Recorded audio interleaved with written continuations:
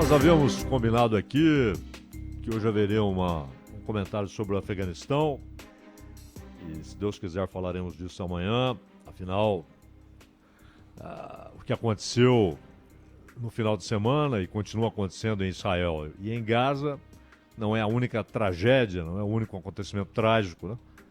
Houve um terremoto devastador no Afeganistão, cerca de 2.400 pessoas mortas, segundo as autoridades locais, e toda a situação do país. Mas quando a gente pensa no Afeganistão, a gente pensa em políticas americanas, políticas imperiais dos Estados Unidos, e ouvindo o Biden falar a respeito de terrorismo e afirmar corretamente que nada justifica terrorismo, é certo, mas nenhum ato terrorista. Não há o ato terrorista justificável e o injustificável. Porque o ato terrorista ele transcende o confronto entre forças armadas e preparadas para o confronto. Ele atinge inesperadamente, via de regra, civis. Ele atinge, e muitas vezes, sem nem sequer saber quem é a vítima. O autor do atentado, muitas vezes, nem tem ideia de quem é a vítima. O importante é que haja um número significativo de vítimas. Isso aconteceu na França, por exemplo, na Inglaterra, aconteceu em 2001, em Nova York. Não importa quem está ali. O importante é um número gigantesco de vítimas. Talvez até alguém que pense como eu penso. Mas está ali. Está na hora errada, no lugar errado. O terrorismo é isso. E há o terrorismo de Estado, que os Estados Unidos praticam sem constrangimento. O ataque a Belgrado, portanto, o ataque a uma importante cidade europeia, foi um ato terrorista ordenado pelos Estados Unidos. O que foi feito contra Muammar Gaddafi foi um ato terrorista patrocinado pelos Estados Unidos, pela França e pelo Reino Unido. Executado, claro, pelo braço armado desse grupo político, capitaneado sempre pelos Estados Unidos, o braço armado que é a OTAN. O assassinato de diversos líderes africanos. Falamos outro dia aqui sobre Thomas Sankara, o brilhante líder revolucionário de Burkina. Foi um ato terrorista. Outro dia falávamos aqui, no dia 11 de setembro, né? 50 anos do golpe que derrubou Salvador Allende no Chile e colocou no poder a ditadura de Pinochet. Ou seja, o país que diz agir em nome da democracia derrubou um governo que foi eleito e que estava sujeito ao veredito do povo chileno.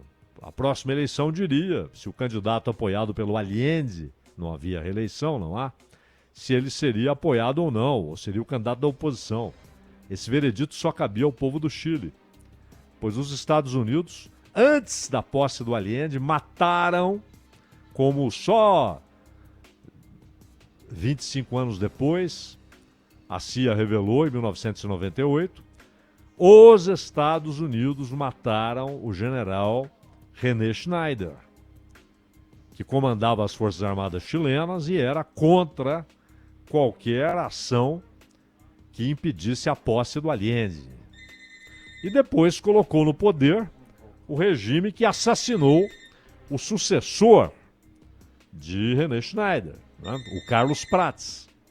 Então, na verdade, toda essa sequência de acontecimentos, atos terroristas contra a população civil no Vietnã, em larga escala, com agente laranja,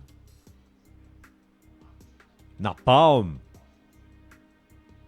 crianças, mulheres, bebês foram mortos a golpes de baioneta, bebês no Vietnã. Tudo isso é terrorismo.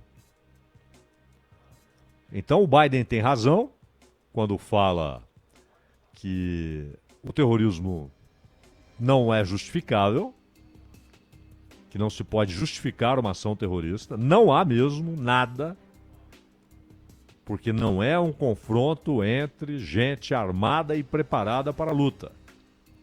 É um ataque contra civis, indiscriminado. Não importa se quem está morrendo é uma pessoa de idade, é uma criança, é um adolescente, é um bebê, é aquela moça brasileira, é aquele rapaz lá do Rio Grande do Sul, o Glaser, é a Bruna do Rio de Janeiro. Não há nada que justifique essa gente ser morta. Tem razão o Biden. Tem toda a razão. Mas, infelizmente, quem falou foi o presidente de um estado que pratica ações terroristas com uma frequência inigualável na história. Porque mesmo os regimes mais brutais, mesmo os ataques militares mais brutais de Gengis Khan, de Átila, dos romanos, das tropas de Alexandre, dos persas, dos caldeus, eram necessariamente limitados. Tá? Por mais que se avançasse, como aquele grande império de Gengis Khan, dos mongóis, por mais que se avançasse, era algo limitado. As armas eram limitadas, a luta era mano a mano. A grande vantagem dos mongóis, a destreza em atirar flechas e usar lanças, montados em cavalos, eram grandes cavaleiros. Hoje não. Hoje você manda um drone, não há nem risco para o atacante. Como fizeram e continuam fazendo. Como mataram um general iraniano em solo iraquiano. Então não há dúvida que hoje, e claro, a capacidade dos Estados Unidos de agir em qualquer canto da Terra. Não há dúvida que eles têm essa capacidade. Isso é ato terrorista. Agora, por que há essa estupidez que é ao mesmo tempo algo infanto-juvenil, que se nota inclusive nos debates que vimos esta semana no Parlamento Brasileiro a respeito da guerra? Alguém pode dizer e apresentar seus argumentos. Eu entendo que nesse conflito histórico, que tem raízes muito anteriores a 1947, 48, 47 porque a decisão da ONU, da Assembleia Geral, 48 a refundação de fato do Estado de Israel e a guerra de 48, tem raízes muito, muito anteriores. Parte delas, raízes já milenares, né? Mas não é sempre assim. Aliás, é bom lembrar que durante um tempo, inclusive com Mohammed, o Maomé, que é como os franceses chamavam Mohammed, né? Por isso internacionalizou-se Maomé, mas o nome dele é Mohammed. Inclusive, no período em que ele estava vivo, comunidades judaicas eram protegidas pelos muçulmanos, muito mais do que na Europa, onde havia uma perseguição de alguns reinos europeus contra judeus, inclusive na Península Ibérica. O que chamamos hoje de Espanha, Portugal, ali houve uma perseguição terrível contra os judeus. E hoje, não há lugar no mundo que tenha mais antissemitismo do que a Europa. De novo, hein? De novo. A guerra terminou há 78 anos, né? E isso na história é nada, né? 78 anos. E o antissemitismo está de volta, cresce, e os Estados Unidos, inclusive, entregam armas para regimentos nazistas, que é o caso do regimento Azov. Então, o mundo está mais complexo, muito menos racional, e nos debates sobre a guerra, percebe-se o seguinte: alguém pode dizer, olha, nesse confronto histórico, eu dou razão aos árabes. E apresentar seus argumentos. E alguém, como muitos fazem, e alguém pode dizer, como muitos fazem, eu, nesse confronto, dou razão aos israelitas. E apresentar seus argumentos, como muitos fazem. Há debates históricos a respeito, há livros que tratam do assunto. Mas, como é típico destes tempos de infantilização do debate, infantilização no comportamento, infantilização nos costumes, as pessoas passaram a falar como crianças, andar como crianças, argumentar como crianças, torcer e distorcer como adolescentes. O fato de alguém ser a favor, defender o ponto de vista dos árabes, não significa que aquela pessoa deva, como um fanático, sem senso crítico, sem raciocínio próprio, sem liberdade de pensar por si, de condenar a ação do Hamas.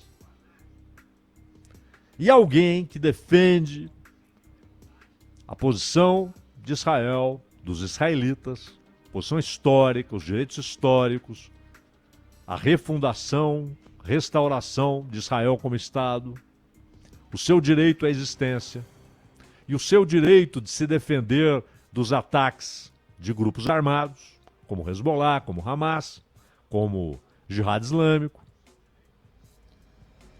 A pessoa pode defender tudo isso, mas preservar sua independência, sua capacidade de analisar, criticar e, com independência e liberdade, essa categoria elementar da vida humana, a liberdade da vida em geral, inclusive dos bichos.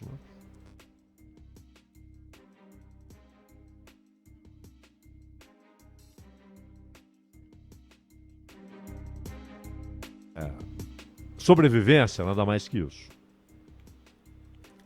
Então é preciso ter liberdade para dizer, eu apoio o ponto de vista de Israel, mas não apoio que Israel decida privar 2.300.000 pessoas de água e de comida.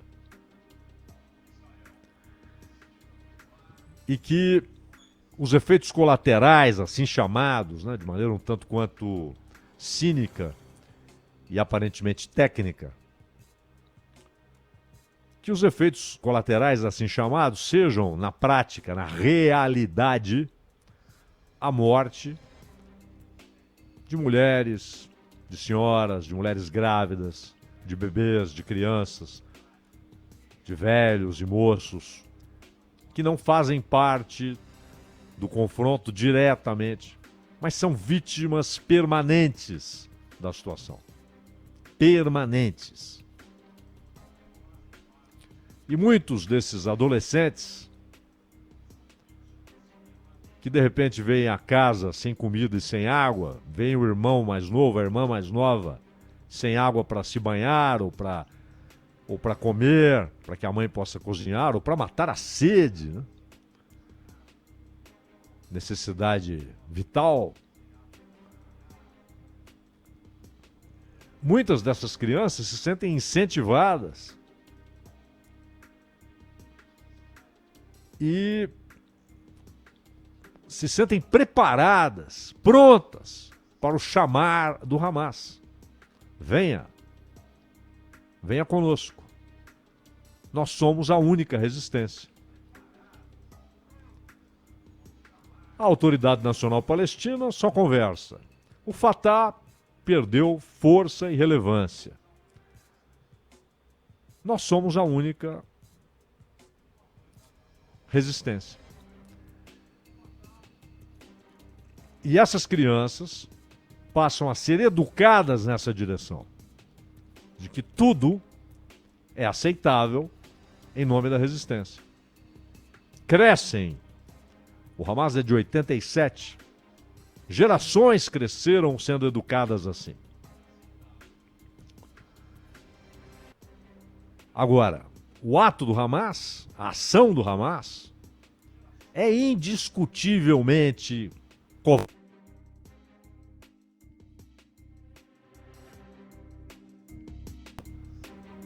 Quando você mata quem nada tem a ver com a história, não há outro nome.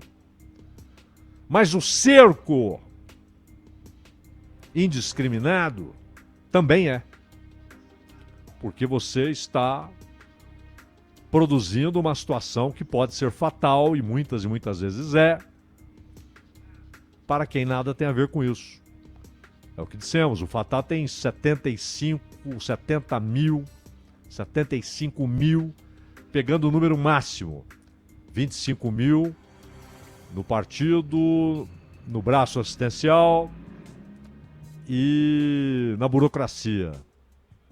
E 50 mil é o número máximo admitido como possível por Israel e pelos Estados Unidos, somando 75 mil. Sobram 2.300.000 habitantes em Gaza. E o cerco é contra eles. Atinge a vida deles. Eles são mortos pelo cerco. Então é absolutamente possível, mais do que possível. É uma obrigação moral. Se alguém se interessa pelo assunto, porque ninguém é obrigado a se interessar pelo assunto estando distante do assunto, mas se alguém se interessa pelo assunto e dá razão a um dos lados, não deve, por conta disso, passar a considerar que tudo o que aquele lado faz é eticamente justificável, é moralmente justificável, é humanamente justificável. E isso se reproduz até aqui tão longe e tão distante. Você pega no parlamento brasileiro o que nós ouvimos esta semana a respeito do assunto. Se o parlamentar, o deputado, o senador não se interessou nunca pelo assunto, não teve interesse, não mergulhou no assunto, ele não é obrigado a fazer isso. Não é?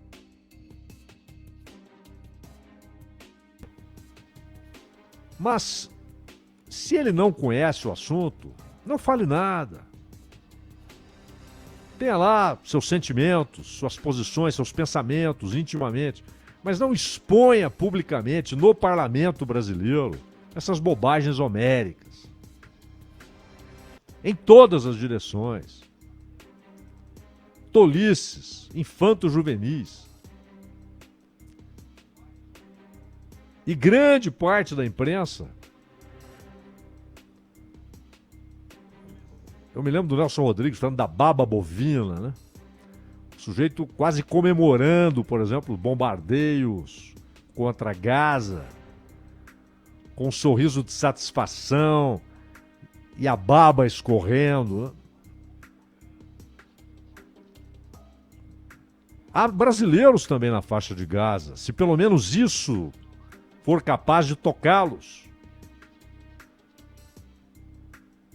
Porque muitas vezes a distância leva à posição amoral. Ah, eu gostei desse castigo, dessa resposta. Então que pelo menos o fato de haver brasileiros também na faixa de Gaza leve a ideia de que o ataque do Hamas é inteiramente condenável, injustificável, terrorista, mas que não foi uma ação do povo de Gaza de 2.300.000, só a Gaza, não estou nem falando da Cisjordânia. Assim como as ações do Estado de Israel não são as ações do povo de Israel. Que nesse momento, claro, quer respostas, quer justiça. Muitas vezes o sentimento de justiça se confunde com o de vingança. E vale notar, para encerrarmos, duas coisas. Primeiro, no livro que na verdade dá sentido à existência de Israel, que é a Bíblia, lá está o Senhor dizendo: minha é a vingança.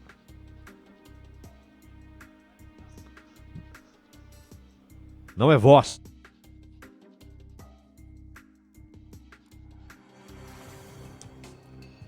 Procurem lá, rico inclusive para os islâmicos, os doutores, não só para os judeus e para os cristãos, mas também para os islâmicos. Olhem o livro de Daniel e percebam aquela profecia.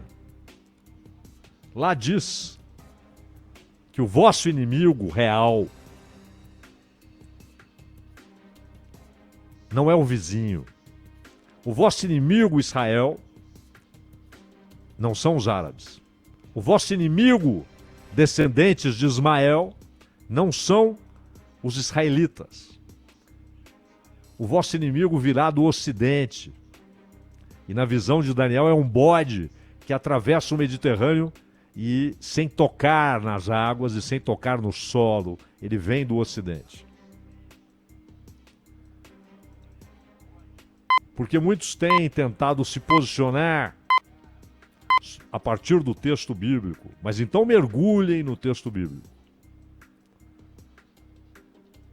Não usem a verdade para encobrir mentiras históricas. Ronald Gimenez.